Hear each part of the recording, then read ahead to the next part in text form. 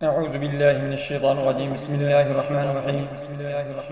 آج میں خوابوں کی تعبیر میں آپ کو بتاؤں گا کہ اگر آپ خواب کے اندر آگ کا شرارہ دیکھتے ہیں، آتش دان دیکھتے ہیں، آتش زنہ زنی چکماک دیکھتے ہیں یا آتش کدہ دیکھتے ہیں تو ان کی تعبیر کیا بنے گی؟ حضرت ابن سیرین رحمۃ اللہ علیہ نے فرمایا ہے کہ خواب میں شرارہ آتش دیکھنا بری بات ہے جو اسے پہنچے گی۔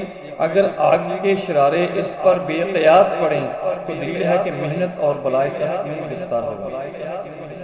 حضرت کرمانی رحمۃ اللہ علیہ نے فرمایا ہے کہ اگر دیکھے کہ شہر یا کوچہ میں آگ کے شرارے گرتے ہیں تو دلیل ہے کہ اس جگہ جنگ اور فتنہ اٹھے گا، اور اگر آگ کے شرارے بہت بڑے بڑے دیکھیے تو دلیل ہے کہ عذاب خدا تعالیٰ اس کو یا اس موقع کو پہنچے گا۔